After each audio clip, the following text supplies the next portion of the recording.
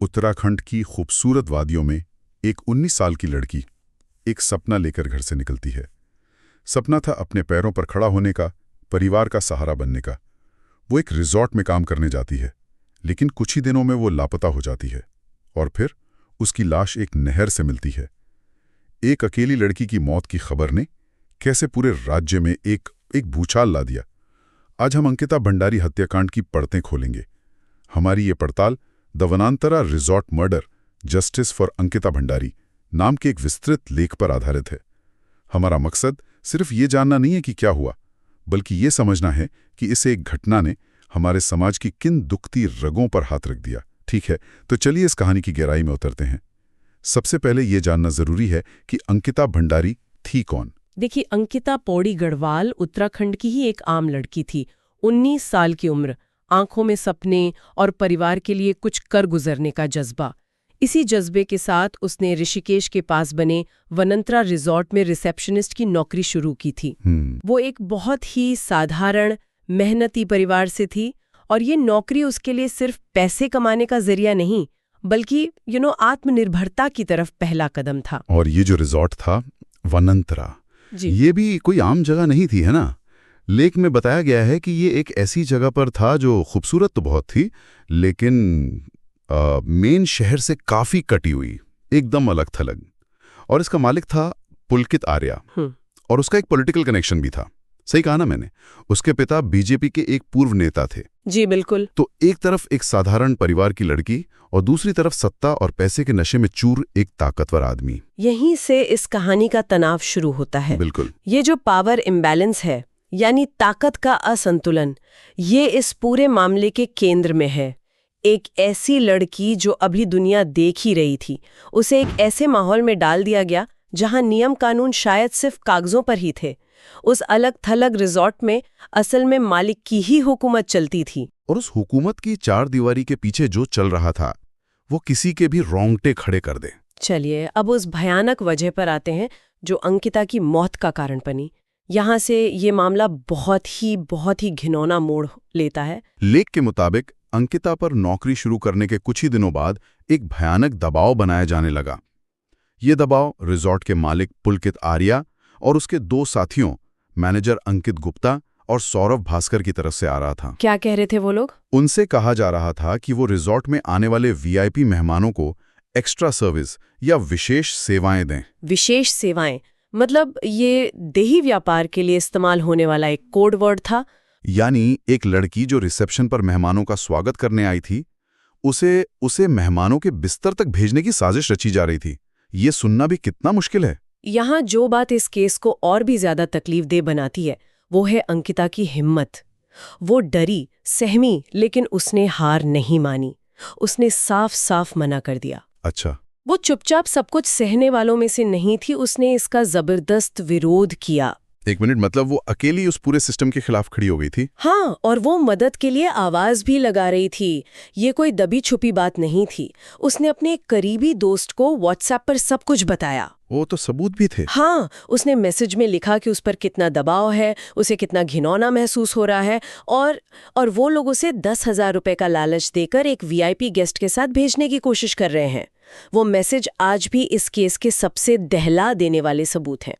वो असल में अपनी आपबीती का एक डिजिटल रिकॉर्ड बना रही थी। ये तो और भी दिल दुखाने वाली बात है। वो मदद के लिए चिल्ला रही थी, लेकिन उसकी आवाज उन दीवारों से बाहर नहीं निकल पाई।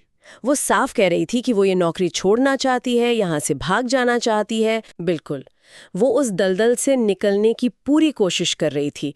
लेकिन अफसोस की बात यह है कि जिन लोगों को उसे बचाने में मदद करनी चाहिए थी, वो ही उसकी जान के दुश्मन बन गए। जब उसने उनकी बात मानने से इनकार कर दिया, तो वो उनके लिए एक खतरा बन गई। एक ऐसा राज जो अगर बाहर आ जाता तो उनकी पूरी दुनिया तबाह हो सकती थी। और यहीं से कहानी 18 सितंबर 2022 की उस भयानक रात की तरफ मुड़ती है। अंकिता अचानक रिसॉर्ट से गायब हो जाती है। अब यहाँ एक बहुत अजीब बात होती है।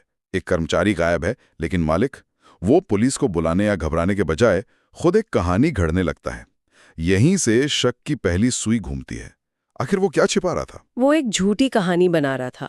उसने पहले अंकिता के परिवार को और फिर पुलिस को बताया कि अंकिता अपने कमरे में परेशान थी और शायद किसी के साथ अपनी मर्जी से चली गई है। अपनी मर्जी से। जी, लेकिन उसकी कहानी में इतने झोल थे, मतलब एक बात दूसरी से मेल ही नहीं खा रही थी कि पुलिस को शक हो गया।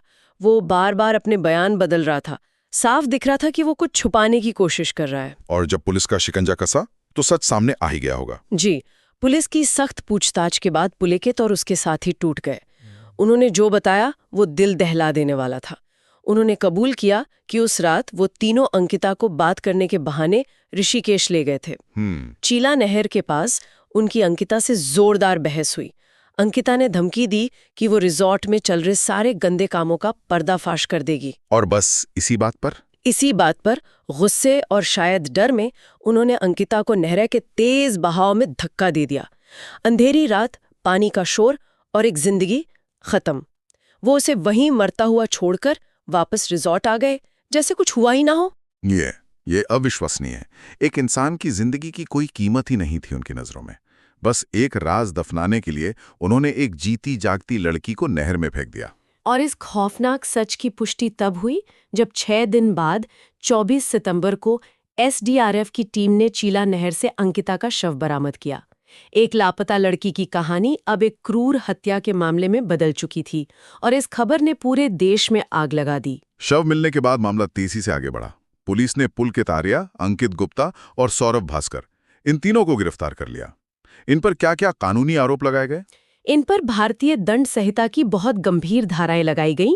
मुख्य रूप से हत्या यानी धारा 302, ओके, आपराधिक साजिश धारा 120B और सबूत मिटाने यानी धारा 201 का आरोप लगा। आसान भाषा में कहें तो उन पर मिलकर हत्या की साजिश रचने, उसे अंजाम देने और फिर अपने गुनाहों के निशान मिटाने का इल्जाम था।